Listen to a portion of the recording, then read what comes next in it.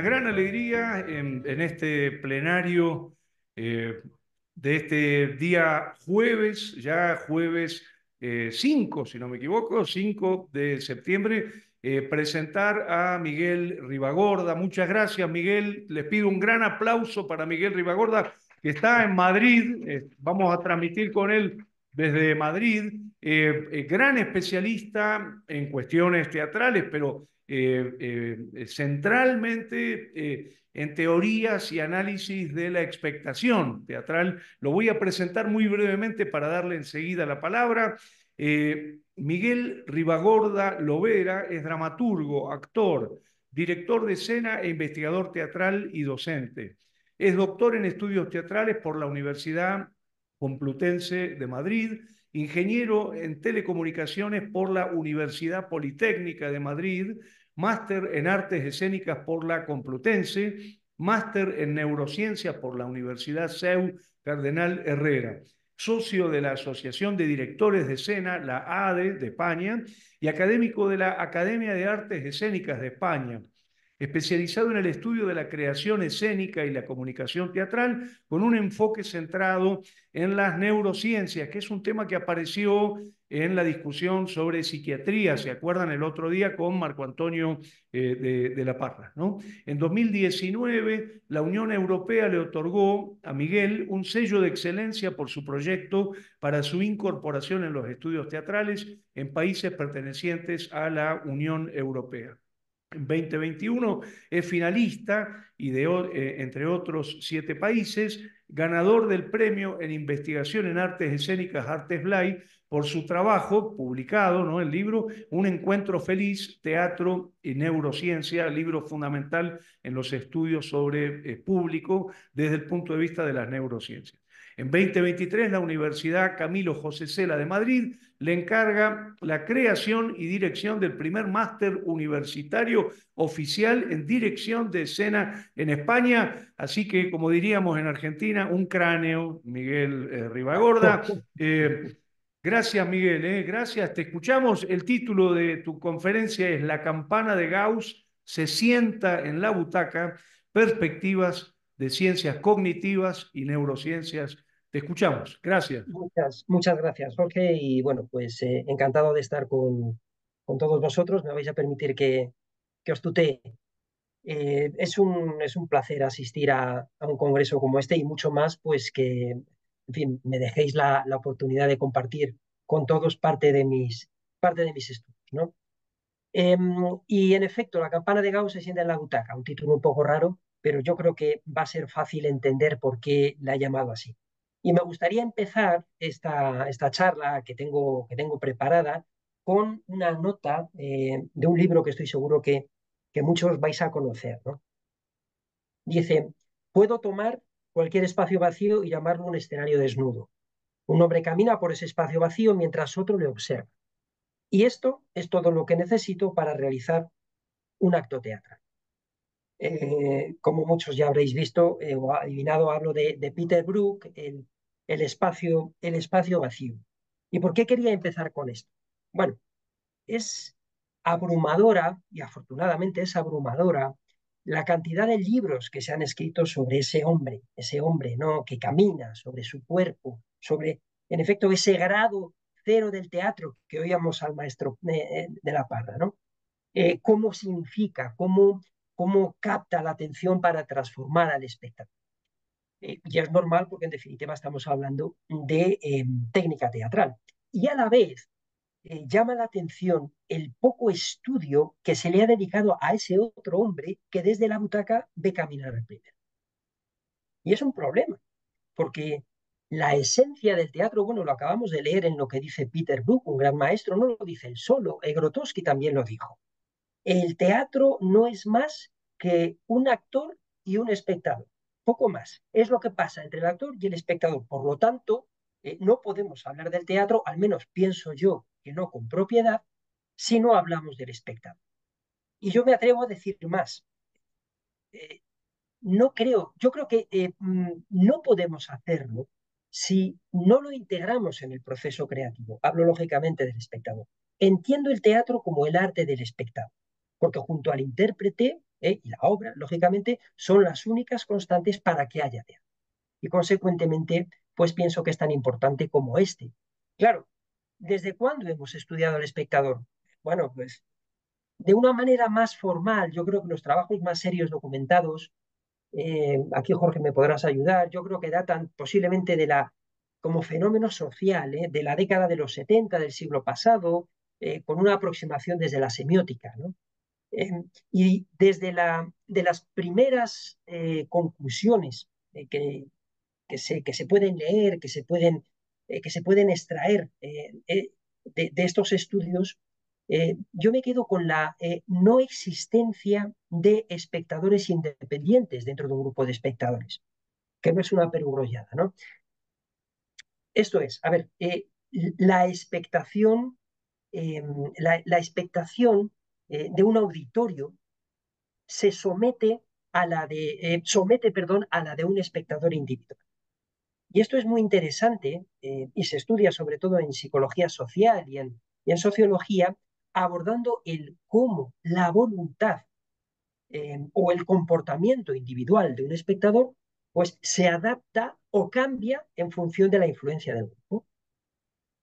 Algunas de estas teorías ya tienen años, son bastante conocidas, por ejemplo, la teoría de la identidad social o la del pensamiento de grupo. Son teorías que, en definitiva, por ejemplo, la de identidad social que eh, John Turner la enunció, sugiere que las personas, en este caso los espectadores, pueden definir parte de su identidad en términos del grupo al que pertenecen, esto es, de toda la audiencia. Y a medida que se identifican más con el grupo, sus decisiones y comportamientos se alinean con las expectativas del grupo. Algo parecido pasa con el pensamiento de grupo, que explora cómo los individuos, pues dentro de un grupo, suprimen, pueden llegar a suprimir sus propias opiniones para mantener la cohesión del grupo. Hay otra también que por el nombre es muy llamativa, que es la teoría del comportamiento de manada, me parece que se llama, que explica cómo tendemos a seguir las acciones de un grupo grande, especialmente en situaciones de incertidumbre, ¿no? Entonces, claro, cabe preguntarse por qué la voluntad individual se adapta a la de grupo. Yo he tenido ocasión de analizar esto y de estudiarlo empíricamente. He medido valores psicofisiológicos de un espectador que me da una curva determinada y cuando lo he vuelto a medir en grupo me da otra distinta, que se alinea con la que me da el grupo entero, ¿no? ¿Por qué digo? Bueno, pues posiblemente se deba a que instintivamente asumimos que la percepción de un grupo pues puede tener más sabiduría colectiva. No sé, quizás yo no sea la persona para responder a esto, ¿no? Teniendo sociólogos por ahí que pueden estudiar y estudian esto, ¿no? Que es más fiable que el juicio individual. Esto posiblemente se pueda remontar a cuando éramos, vete tú a saber, cazadores, recolectores y buscábamos la seguridad del grupo, ¿no? Para subsistir. Pasa desde luego en el mundo animal, los etólogos lo tienen muy estudiado y también se estudia en antropología, en sociología y ahora también los teatreros hablamos de esto, ¿no? Aún así, dejando de lado el cómo nos manifestamos externamente dentro de un grupo, eh, también hay que hablar más que del comportamiento grupal, del comportamiento individual, ¿no? Y hay también, bueno, pues hay personas, en fin, investigadores que empezaron a hablar de esto en el siglo pasado. Se nos ocurre Marco de Marinis, que ya en la década de los 80, finales de los 80 del siglo pasado, hizo una primera taxonomía muy básica, pero ahí estaba. En cuanto al comportamiento individual, como espectador individual, hablo del espectador pasivo que se deja llevar y un espectador activo que calibra pues, la estética, si quieres, la emotividad, su respuesta. Eh, bueno, todo esto durante el proceso de la recepción. Por supuesto, Jorge, está en tu taxonomía ya que se ha quedado como la buena. Yo no sé cuándo la enunciarías, pero todos la conocemos, la hemos estudiado, el espectador consumidor, el espectador, ahora no me voy a acordar, el espectador pasivo, testigo, me parece que lo llamabas, el espectador intelectual, el emocional, son todos, el espectador participante también, son todos tipos de espectadores que podemos encontrar dentro de esa manada que forman una respuesta global una vez medida junta, pero individualmente tienen cosas muy curiosas, ¿no? Yo soy de la idea de que en un espectador singular, más allá de que esta manada secuestre nuestras reacciones intrínsecas, nuestra experiencia se codifica en un encuentro eh, con la escena, en un encuentro dinámico, en un encuentro múltiple, para desarrollar nuestra propia vivencia. Por supuesto, el espectador tiene que querer participar de este convivio y para ello tiene que aceptar que también, de alguna manera, el espectador va a ser actor. Eh, Va a ser actor para los espectadores que también van a ser los propios intérpretes sobre la escena en la que se desarrolla este convivio, esta homeostasis social que decía Damasio, ¿no? Esta autopoiesis, si queremos, ¿no? Y en esta línea, un espectador puede comenzar, según la taxonomía esta que decimos, puede comenzar, por ejemplo, siendo intelectual, al comenzar la representación, y pasar a ser uno emocional a la media hora, y pues terminar siendo un mero espectador pasivo pensando en qué va a cenar, ¿no? Y estos estados existen no solo porque la dramaturgia o la propuesta escénica nos lleve ahí, sino porque cada espectador hace gala de su singularidad. Como aquí decimos, cada espectador, cada uno es de su padre y de su madre. Y tiene sus propios valores de referencia cultural, tiene sus creencias políticas, tenemos nuestras afinidades emocionales, afinidades sexuales, nuestra propia, en definitiva, nuestra propia historia. Y accionamos o percibimos, que es lo mismo accionar y percibir, de manera individual. Expectamos de manera singular, por mucho que las lecturas psicofisiológicas que se capturan de nosotros en grupo no lo reflejen, ¿no? En realidad, la respuesta psicofisiológica es como la huella dactilar. Es única y no hay dos iguales en una función. Y es en esto en lo que quiero profundizar. Quiero profundizar en esta línea, eh, aportando información, compartiendo información sobre qué nos pasa en el previo, en el durante y en el después de este convivio teatral desde una perspectiva tratada con conceptos, con vocabulario que se maneja en el mundo de la neurociencia, ¿no? Eh, que se adapta perfectamente, se puede acercar al lenguaje teatral. El teatro es tan grande que admite perfectamente un acercamiento de esta índole, ¿no? Con el tiempo nosotros vamos fagocitando otras áreas de conocimiento para siempre que aporten conocimiento al hecho teatral. Y lo hacemos para entender qué es lo que pasa, en este caso, qué es lo que nos pasa en el cuerpo en el momento en el que estamos siendo espectadores de una función. Y esto condiciona al propio hecho de ser espectador, así como la posibilidad de analizar y calibrar la capacidad transformadora que nos ha supuesto esta función a la que hemos asistido, ¿no? Bien, entonces, eh, si quisiésemos eh, si quisiésemos enunciar o definir, de alguna manera dibujar la ecuación de un espectador, hay que saber primero cuáles son las variables y cuáles son las constantes, ¿no? Quizá por mi pasado, ya bastante pasado ingenieril, mi cerebro se organiza en una especie de híbrido estético analítico, no sé muy bien cómo funciona. En cualquier caso, para los que están más legos en esto, una ecuación sabemos que establece dos expresiones a ambos lados de un signo igual, que son equivalentes y se utilizan pues para representar equivalencias entre variables y constantes, ¿no? Las constantes, en este caso, son la representación, la existencia de un actor y la existencia de un espectador. Y lo demás son variables. Una de las conclusiones que he sacado después de estudiar de manera empírica, como digo, el proceso de la recepción teatral durante ya bastante tiempo, es que, y esto es importante, no se puede generalizar y por tanto es muy difícil, muy complejo parametrizar y hablar de teatro en un lenguaje matemático estadístico. Claro, me podéis decir, ¿y quién quiere hacer eso? Bueno, pues tiene su sentido. Si yo analizo el comportamiento de un grupo de espectadores durante el vídeo, no después, como sonaba el otro día, tiene que ser el durante, con una tecnología que luego, si hay tiempo, si queréis, os puedo comentar cuál es. La única conclusión que obtengo es que las curvas de respuesta que monitorizo en el espectador o en el grupo de espectadores en cuanto a su emoción y su atención se dan exclusivamente para esa función y en ese grupo de espectadores. Yo no puedo extrapolar y decir, eh, pues yo qué sé, como al grupo de hombres, como el grupo de hombres que le he medido, tenían todos barba, todos los hombres con barba van a reaccionar igual. No tiene ningún sentido, ¿no?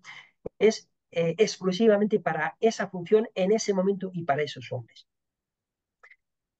No se puede, por tanto, aplicar al comportamiento global. En el teatro no.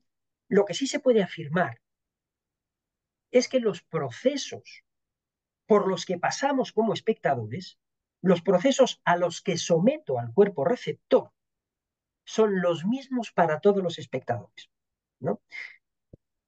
Entonces, ¿cómo podemos de una manera visual ver esto, ¿no? Ahí me estoy acercando a la campana de Gauss.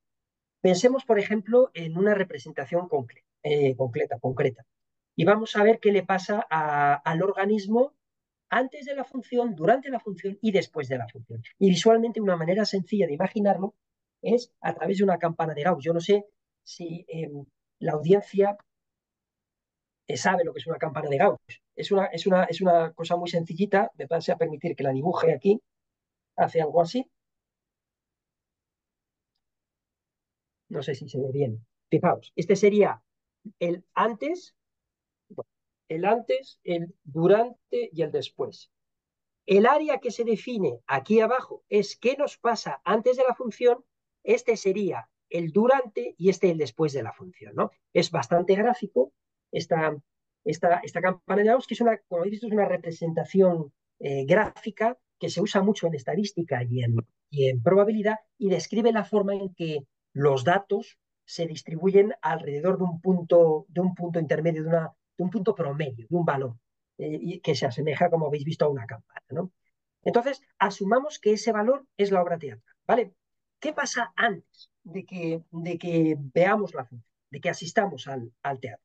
Bueno, hay un libro de Susan Bennett, que es eh, Recepción Teatral, no me acuerdo cómo se llama, que habla sobre la teoría de la recepción, pero lo hace desde conceptos mmm, no muy profundos, bajo mi punto de vista, ¿no? Conceptos más sociológicos, qué es lo que nos pasa mientras vamos al teatro, o cómo nos afecta la arquitectura del espacio. A mí me interesa más analizar, estudiar qué es lo que nos pasa a nivel neurofisiológico, ¿no? Psicofisiológico. ¿Qué pasa con nuestro cuerpo en los momentos previos a la representación? Bueno, para empezar, creo que es interesante establecer un periodo de tiempo amplio para analizar este previo, no ceñirnos a los 10 minutos antes o a la hora antes. Es más, yo me voy a días antes, meses antes, bueno, semanas o incluso meses antes, ¿no? Previos. Y en esta línea, yo defiendo que desde que se decide que vamos a asistir a una representación, desde ese momento, ya estamos en modo recepción. Eh, este es un concepto congruente con el llamado horizonte de expectativas, que es un horizonte singular para cada uno en el que involucramos cuerpo y mente, ¿no? Y digo cuerpo y mente porque es importante pensar, por lo menos en mi línea de investigación así lo hago, que no solo hay cuerpo. Hay un libro para mí canónico que es The Embodied Mind. En castellano lo publicó Gedisa. Se llama El cuerpo de cuerpo presente, se llama de cuerpo presente, un libro que para mí es de lectura obligatoria de unos biólogos, Varela, Thompson y Roche. Varela trabajó mucho con otro biólogo, Humberto Maturana, en el que hablan de los recursos neurobiológicos y fenomenológicos, proponiendo que la cognición que nosotros sufrimos o disfrutamos dentro de la butaca, desde la butaca, me lo estoy llevando al teatro, eh, eh, es la que experimenta. Por tanto, un espectador es una que ellos bautizan como enactiva y emerge, la cognición emerge, el conocimiento brota de un acontecimiento dinámico, de un acontecimiento con la escena y de un acoplamiento propio dinámico del cuerpo, la mente y el entorno. Esto es muy interesante. La cognición inactiva, como digo, es una teoría del campo de las ciencias cognitivas. Es muy recomendable este tipo de lectura si queremos estudiar qué es lo que nos pasa como espectadores, que propone, como digo, que el hecho de conocer algo no es un proceso interno. Surge, emerge a través de interacciones de un organismo con el entorno, ¿no? Por tanto, se enactúa, se crea activamente mediante la acción y la percepción. Hay más filósofos, Gibson, Alba Noe, que hablan de esto. Lo dejo ahí para luego, si hay tiempo, hablar de ello. Este accionar del receptor se codifica en la activación, y de esto también salió hace un par de días o ayer, en la activación de distintos neurotransmisores, que es tal y como esta actuación nos condiciona la recepción. Bueno, entonces, estamos en el previo de la obra, ¿vale? Vamos a poner, pues, yo qué sé, la expectativa que dentro de un tiempo, ¿no? La expectativa que yo tengo tiene un impacto profundo, no solo en el cuerpo, repito, también en la mente y en cómo proceso la información de la obra antes de que esto suceda. Hablo del procesamiento predictivo, otro concepto que es muy interesante tener en cuenta. Hace tiempo sabemos que el cerebro, la principal función del cerebro es predecir.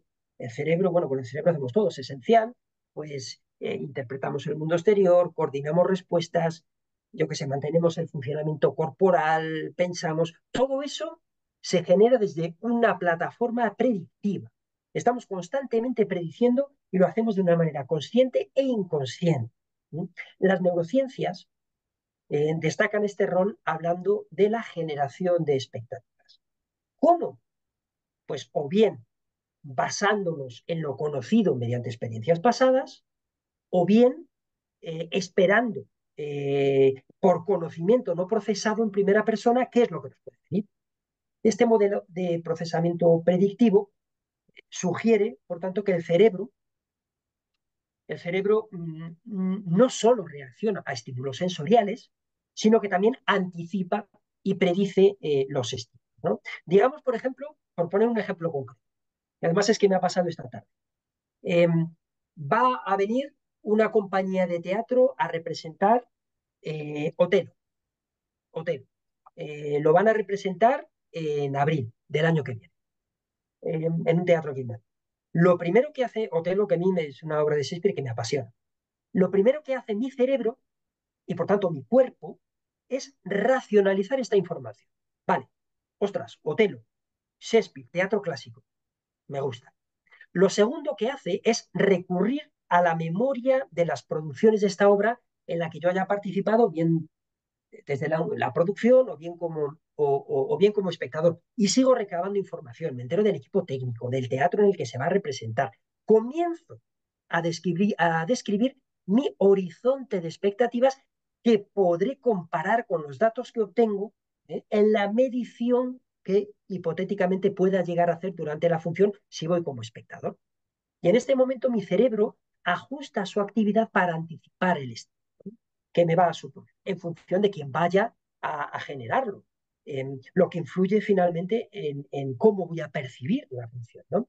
Si resulta que la producción, y es lo que digo que me entero esta tarde, que es magnífico, la va a dirigir Declan Donnellan con Chip by Jones o compañía, que para mí hoy es la referencia actual de los Shakespeare, pues mostraré desde el momento en que este dato llega a mi cerebro, pues una ansiedad, quizás sea mucho, pero una ilusión lógica por ver la producción, por más que la información previa que pueda tener, que ahora mismo no tengo más que esa, en realidad no es Otelo, es otra producción, pero también es Shakespeare, pues pueda ser ambigua o pueda ser vaga. En estos procesos ponemos en marcha la química de nuestro cuerpo, porque nosotros no tenemos que olvidar que somos química, somos reacciones químicas. Las expectativas activan circuitos neuronales específicos que influyen en los parámetros que posteriormente se van a medir, atención, emoción y tal, ¿no? O sea, Concretando, Otelo, Sick by Joe, sé que me va a gustar, mi horizonte de expectativas es alto. Solo pensarlo hace que la dopamina se me dispare. La dopamina es un neurotransmisor, una sustancia química. eh, Pensar en esto hace eh, que la dopamina inunde los centros de recompensa de mi cerebro, el núcleo accumbens, la parte posterior. Bueno, especialmente sucede cuando la expectativa está relacionada con la anticipación de una recompensa. Me puede pasar perfectamente si yo ahora cuando terminemos este encuentro, me voy a tomar un helado de chocolate. Pues ya eso, solo este pensamiento está generando en mí una descarga dopaminérgica, ¿no? Sé que me va a gustar. Mi cuerpo se arma, está en un estado de alerta, de concentración, me motiva a prepararme para la recompensa, que me puede decepcionar, esto no lo sé aún, pero bueno, me prepara, voy con la idea de que no me va a decepcionar. La dopamina fluye en mi sistema nervioso central y este proceso se puede alargar el tiempo que queramos. Yo ahora puedo releer la obra, puedo comentarlo en mi futura, espero, escuela del espectador, puedo compartir este placer anticipado que a su vez puede influir en otros, en la toma de decisiones y en el comportamiento de la búsqueda de sus recompensas, ¿no?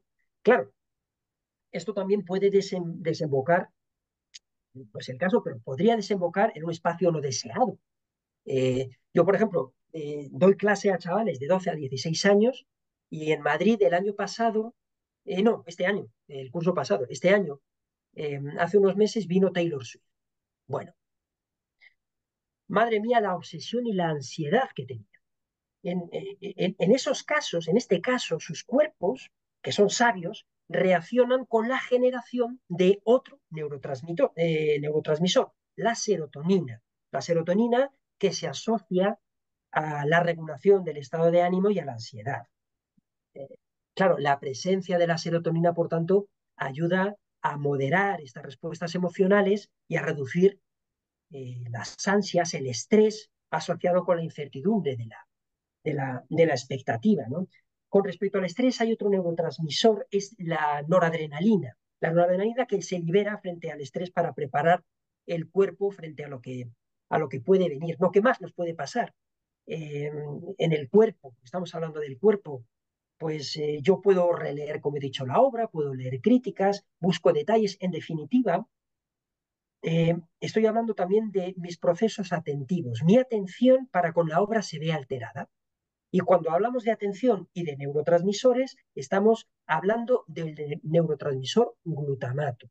Este es el principal excitador del cerebro y está involucrado, como digo, en la atención y en realidad en la transmisión rápida de ideas, de señales entre las neuronas. Durante la expectación, el glutamato pues, facilita la comunicación entre las neuronas, ¿no?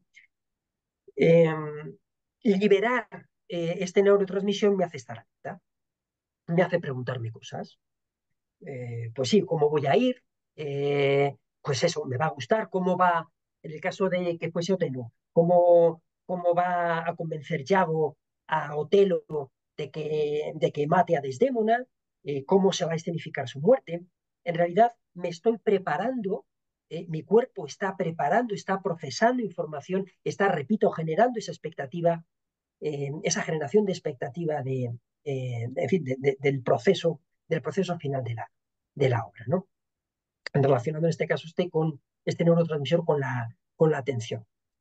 Hay muchos más neurotransmisores, de hecho no se sabe cuántos hay. Hay quien dice que están entre 90 y ciento y pico. Hay algunos que están activados constantemente. Por ejemplo, tenemos otro muy interesante que es el GABA, no sé si os suena, el ácido gamma aminobutaico, no sé, amino algo, no sé, que lo que hace es contrarrestar también, ayuda a mantener una homeostasis corporal. Eh, hay más, ¿no? Pero vamos, tampoco me quiero meter ahí la acetilcolina, por ejemplo, que se involucra con la memoria. Bueno, en definitiva, lo que es interesante saber es que las expectativas tienen un impacto significativo en nuestra mente y en nuestro cuerpo. Vale, previo a la obra, pasamos a la parte intermedia de la campana de Gauss. Durante la obra hay un concepto que para mí define a la percepción lo que nos pasa como espectadores, ¿no? Yo se lo leí a Clelia Faletti, yo no sé si lo enunció ella en realidad, que es el espacio de intenciones compartidas. Primero, se llamó de acciones compartidas, las acciones que comparte el intérprete con el espectador. Y comparte acciones porque el espectador también acciona a través del sistema de neuronas espejo que nos vamos a meter aquí, que es un poquito largo y yo creo que ya está bastante estudiado. Pero se descubrió que estas neuronas no se disparan en un proceso especular mecánico, sino que detrás está la comprensión de la intención de la acción que realiza el intérprete. Y por eso se llama espacio de intenciones compartidas. Yo, espectador, veo a un intérprete hacer algo, accionando, y no solo mi cerebro dispara la acción, porque la dispara a través de estas neuronas, sino que comprendo la intención de la acción. Entiendo qué hace y por qué lo hace. Este es el espacio de intenciones compartidas durante la obra. Existe este intercambio de significados se comparte entre el escenario y la audiencia. Y en realidad, lo interesante de estudiar la recepción es entender desde el principio que la obra de teatro no es un producto terminado, no debería serlo, porque entonces ya pues, nos recostamos y comemos palomitas, ¿no? No, eh, que entregamos al público. El espectador co-construye la interacción con la escena. Buscamos espectadores activos, que se inclinen, no que se reclinen. Los espectadores traemos a la escena, al teatro, traemos nuestras propias expectativas, conocimientos, emociones que, que, que fluyen e influyen en la interpretación de la obra. Eh, ¿Cómo? Pues eso, co-construyéndola el sentido de la obra. El sentido no debería estar determinado por los creadores. Esto es algo muy interesante y muy importante, sino que yo creo que se debe cerrar el proceso en la recepción y la interpretación que el espectador hace de lo que está presenciando.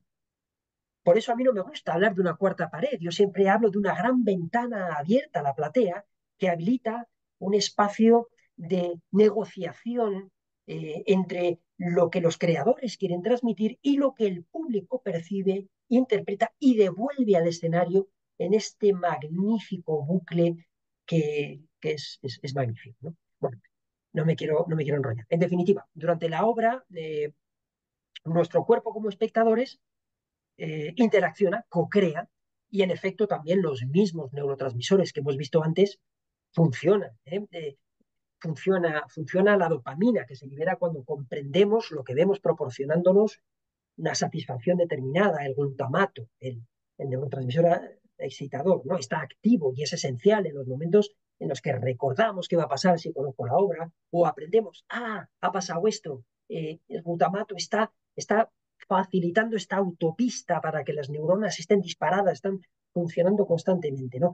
Para que comprendamos nueva información, la acetilcolina, la GABA, en definitiva, toda esta ensalada de neurotransmisores que nos hace ser individuales, nos hace ser singulares y nos hace tener esta capacidad mágica para procesar a través del cerebro y con el cuerpo, ¿no?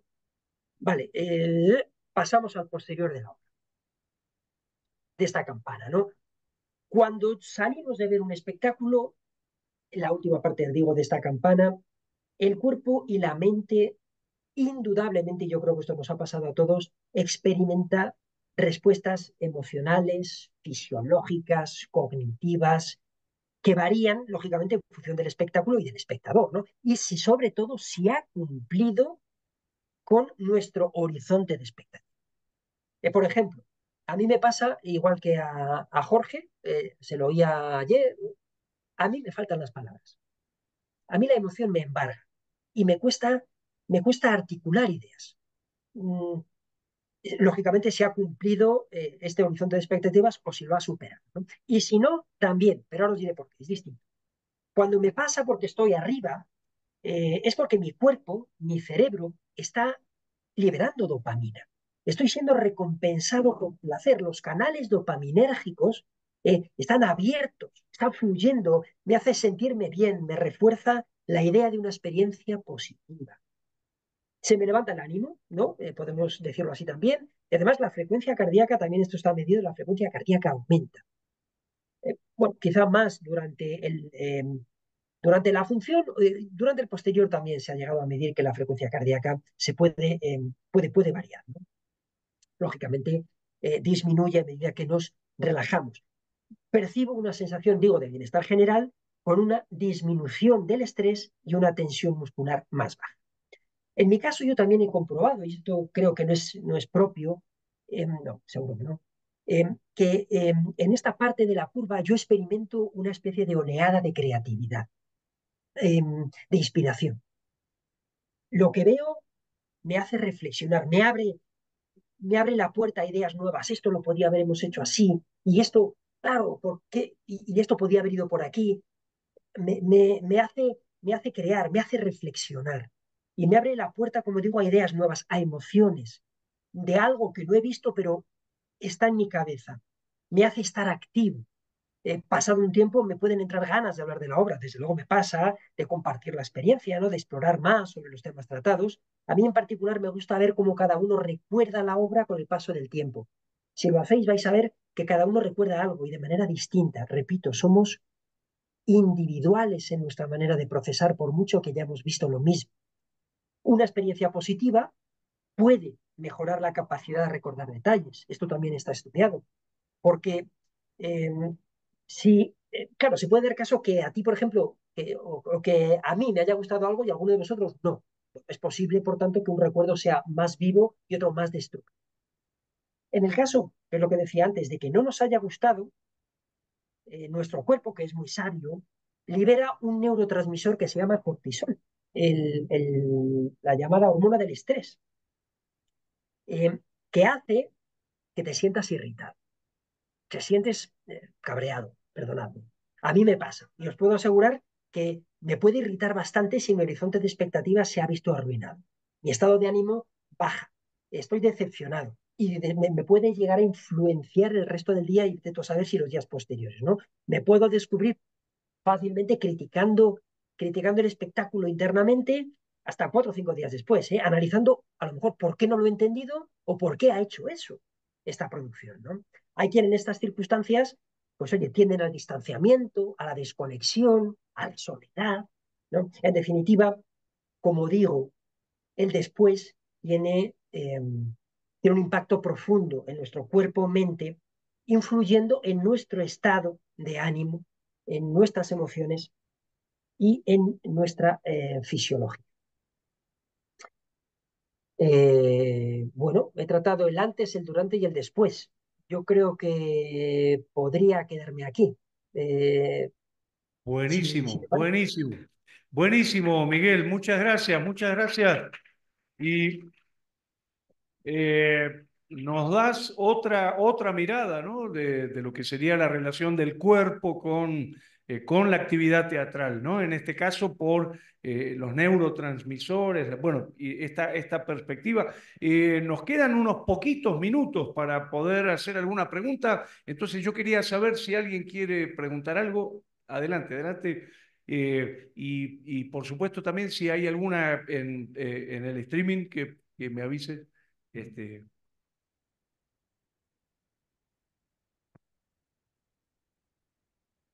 Buenos días.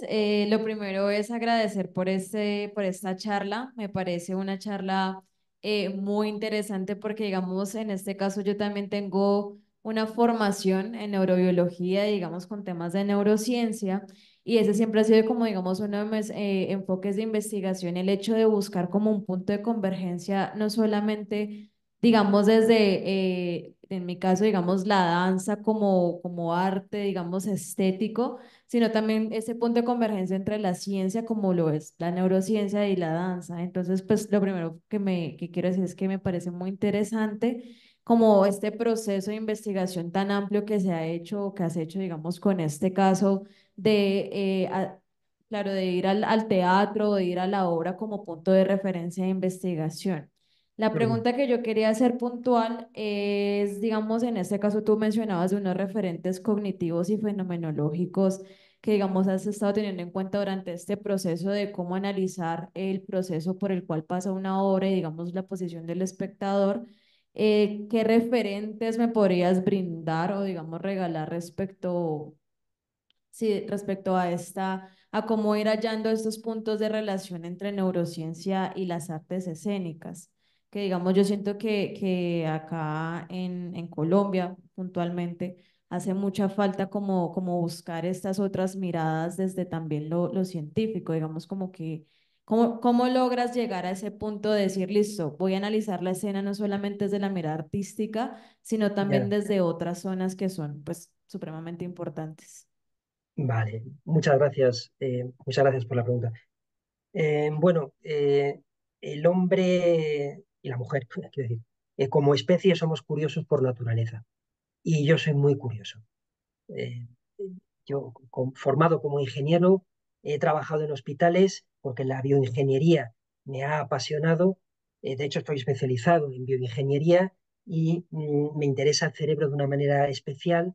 Y llegado un momento en mi vida, yo veo que no hay apenas estudios que mariden las artes escénicas con las ciencias cognitivas. Sí, tenemos referentes, yo tengo lógicamente mis referentes, pero eran estudios más bien teóricos. No he podido, seguro que los hay, pero no hay muchos estudios, aparte de los que yo pueda presentar y alguno más está saliendo, que hagan unos análisis empíricos, que analicen con tecnología qué es lo que le pasa al espectador y qué es lo que le pasa al intérprete en el durante tiene un sentido que sea ahí y no después. Pero respondiendo más concretamente a tu pregunta, es, como aquí decimos, buscándome la vida, porque no había mucha más referencia, entonces si me interesa esto y me interesa esto, pues empiezo a indagar de aquí, a ver qué puntos en común hay.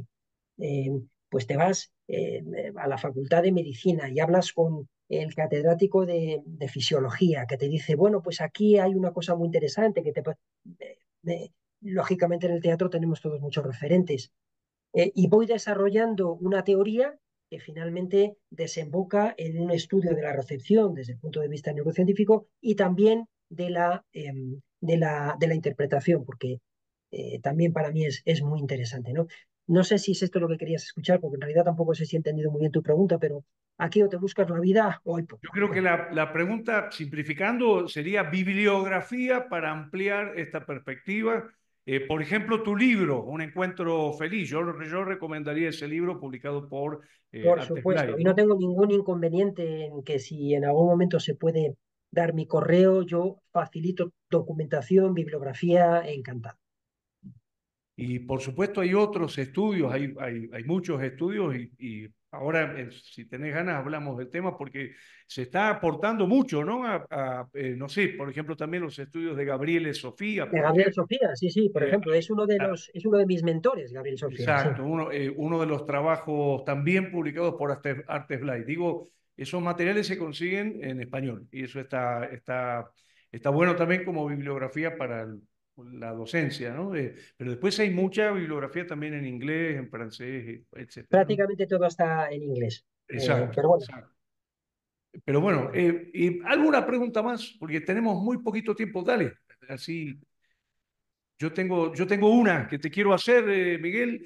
sí, Pero adelante, adelante. Hola, pues muchas gracias por la charla, muy interesante charla. Es una pregunta en relación a un poco el modelo o la perspectiva desde la neurología, si de alguna manera al hacer como o bien la cuantificación o los usos del estudio de la percepción, no podría como incurrir en el peligro de, digamos, centrarse un poco en la neuronormatividad y dejar un poco de lado, digamos, digamos, aspectos de la neurodiversidad, es decir, de otras maneras en las cuales la percepción puede ser enfrentada por personas cuyos, no, cuyos sí, cuerpos y sus sí, sí. no son los Entiendo, mismos. entiendo la pregunta. En efecto, tampoco hemos profundizado ahí, pero en el momento en el que hacemos estudios analíticos, hacemos segmentaciones de población. Yo puedo analizar bien por género, bien por edades, bien por deficiencias cognitivas hasta cierto nivel, bien hemos hecho estudios con ciegos, por ejemplo. cómo pueden llegar a percibir. Eh, Todo esto no podemos meter en el mismo saco pues a una niña de 13 años que es la primera vez que va al teatro o a un señor de 60 que es director de teatro. No podemos. Entonces podemos segmentar, eso sí. Y desde luego que eso se tiene en cuenta porque si no, no tendría mucho valor, ni siquiera a nivel estadístico. Entiendo la pregunta y es muy pertinente. Buenísimo. Gracias. Bueno, y si me permiten, yo hago la última para cerrar, porque ya estamos pasados un poquito de tiempo. Miguel, quería preguntarte cómo se relacionaría el sistema cerebral, digamos, con los otros campos, ¿no?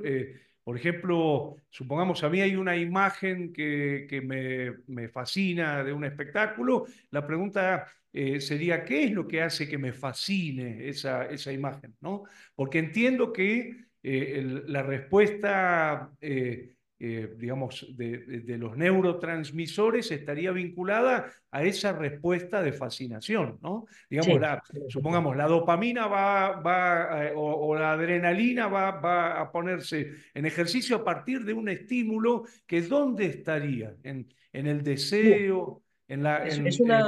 es una muy buena pregunta. Em, tiene, tiene mucho que ver con la ambigüedad y con la sorpresa. La ambigüedad un campo es un campo apasionante. De hecho, mi próximo trabajo, que se publicará en breve, tiene que ver con la ambigüedad y tiene que ver con la capacidad de un creador para romper mi horizonte de expectativas. ¿Cómo la rompe? Mediante una sorpresa o mediante un silencio o mediante una luz o mediante lo que sea. Eso que me hace está muy enmarcado en lo que yo espero que pase y no pasa. Si se rompe esa cadena lógica, se rompe porque en fin, la creación ha sido en esta línea, la parte del neurocórtex no se activa menos y el cerebro interior, el cerebro límbico, se dispara. El cerebro límbico es el que procesa las emociones. Y entonces ahí yo ya me quedo sorprendido, me puedo quedar, madre mía, ¿qué es esto? ¿No? Tiene que ver, como digo, con tiene que ver con la ambigüedad en la construcción de espectáculos con distintas alternativas en las que yo me quedo con una o con la que me dicen, con la evolución de la obra que me dicen que no corresponde con la esperada, con la belleza. Ya nos metemos en campos que son muy filosóficos. ¿Qué es la belleza? ¿No? ¿Cómo me afecta el efecto Stendhal, que nos ha pasado a más de uno? Que te quedas y no sabes nada más que respirar. Eso, yo no sé siquiera si tiene más explicación, porque a nivel corporal eh, es muy fácil explicarlo. Si te pasa esto, se dispara este neurotransmisor, bla, bla, bla, bla, pero tiene que intervenir algo más que no sea material, y me meto ya en camisa de 11 varas, para que a ti te pase eso, a mí también y a mi vecino de butaca le duerma. ¿Por qué pasa esto? ¿No? Ese es un campo que se estudia desde la filosofía de la mente y es muy interesante. Buenísimo. Bueno, Gabriel, sí. Me mandaste acá un segundo, espero estar conectado. Un segundito. Y si no, ¿lo querés leer vos, Gabriel? Así, por si no me llegó, un segundito. Acá lo tengo, acá está. Valentina Ramírez dice, maestro, agradezco mucho la conferencia, muy interesante. Mi nombre es Valentina Ramírez y mi campo es la filosofía. Sin embargo, me llama mucho la atención la relación de esta, ¿no? Entiendo la filosofía con distintos campos, entre ellos la neurociencia. La pregunta es en relación a una discusión que se ha tomado desde la filosofía y es la relación entre el cuerpo y la enfermedad. ¿Es posible hablar de un teatro medicinal que Hombre, brinde beneficios a pacientes psiquiátricos, ya sea como espectador o como actores, ¿no? Y termina preguntando, ¿se puede hablar de un teatro terapéutico para pacientes psiquiátricos? se puede, por supuesto que se puede. Y digo hombre porque dentro de 2 semanas me han invitado a dar una conferencia en un congreso, una conferencia que he llamado Teatro y Medicina, no, el teatro, curación en 3 actos. La medicina entra en la escena. Sé, por supuesto que hay un teatro que cure, un teatro que sane o un teatro que nos permite mejorar una salud. Y tiene que ver mucho con el campo de los neurotransmisores, una vez más, no solo con eso, pero sí que existe este teatro terapéutico, que, bueno, existe la risoterapia, por ejemplo, que es algo parecido, no es parecido, pero bueno, tiene un trasfondo similar, en el que nosotros forzamos a nuestro cuerpo a un estado y en el momento en el que el cuerpo ha procesado ese estado, ya directamente aparece la emoción. Es el proceso inverso al que decíamos antes con el efecto Stendhal. Puedo forzar, se puede probar, esto de hecho se hace en los grupos de risoterapia, puedo forzar una risa y estando en manada, esa risa es contagiosa y ya yo me voy a ir de esa sesión con la alegría y con la sonrisa puesta, ¿no? Se puede hacer una transferencia al mundo de la escena, hay mucho que hablar ahí, pero bueno, la respuesta corta es que sí existe un teatro terapéutico y además está muy activo, por lo menos aquí en España hay bastante de estas propuestas. Sí, tal cual. Bueno, cerramos acá por una cuestión de tiempo, no porque no podamos seguir hablando, porque la verdad hay muchísimo para hablar. Y les pido un gran aplauso para Miguel Ribagorda, la verdad un placer, Miguel, escucharte. Gracias. Eh, por supuesto, eh, recomendamos mucho este libro, Un Encuentro Feliz, publicado por Artesfly, que es realmente una puerta maravillosa a toda esta problemática de la que nos habló Miguel. Bueno, la seguimos mañana y nos vemos esta tarde en los teatros. Gracias, muchas gracias, Gracias. Miguel. Un abrazo. Abrazo Abrazo. grande, abrazo grande. Chao. Abrazo, querido. Chao.